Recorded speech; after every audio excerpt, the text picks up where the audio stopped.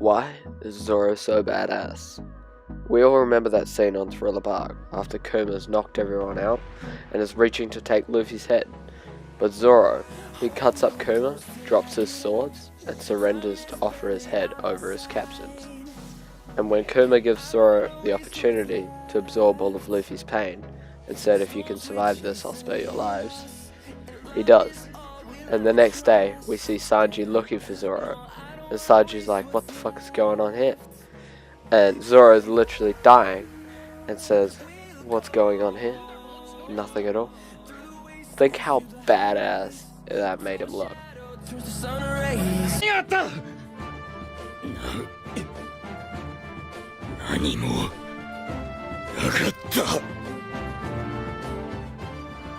Now I know all of you guys were reacting like this though. Bam, bop, bada bop, boom, pow.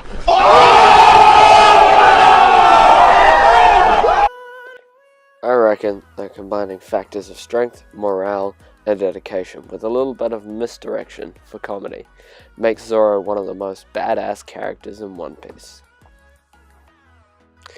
Zoro is probably the second strongest member on the Straw Hat pirate crew with a bounty of 320 million, which we see him receive after Dressrosa when he defeats Pika and helps the Straw Hats defeat Doflamingo. With his three-sword style and his drive to be one of the best swordsmen, he tackles any fight head-on and has a calm and collected attitude. This makes him seem really cool, but when he loses his fight with Mihawk in the beginnings of One Piece, we see he's pretty upset, and this adds some realistic content as no one is cool and calm and collected all the time. And he promises to Luffy that he'll never lose again until he is the greatest. This is probably one of my favourite scenes of Zoro, and it just shows how his drive is unstoppable, and I'm sure he will get the title of the greatest swordsman. Another fight scene that is pretty badass, I think, is at Whiskey Peak, where Zoro, while everyone else is asleep, takes on the entirety of all the millions and billions, and even some numbered agents of Baroque Works.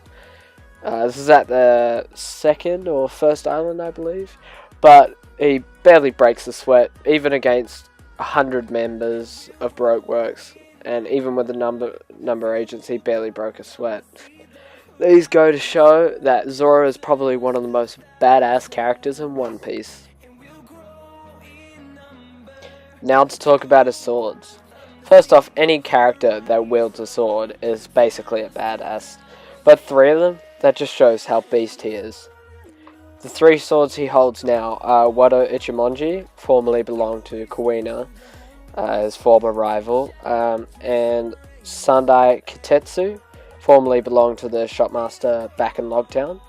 Shusui belonged to Ryuma, the beast of a samurai, back on Thriller Bark. And the way he attains these swords is also badass. As he defeats the dead samurai for his Shisui, he plays a game of chance for his Sandai Kitetsu. And his Wado Ichimonji he has earned by training in honor of Kuina. He uses swords to do attacks like Lion Song Song, Hawk Wave, or Tatsumaki, or his caliber cannons, and his most badass style, demonic spirit 9-sword style Ashura, where he turns into the demonic character and proceeds to destroy his opponent. Unlucky Kaku. From his swordplay or his will to his misdirection, Zoro is truly one of the most badass characters in One Piece. Don't forget to like, comment, and subscribe. Let me know which badass character you'd like me to cover next. See you next time.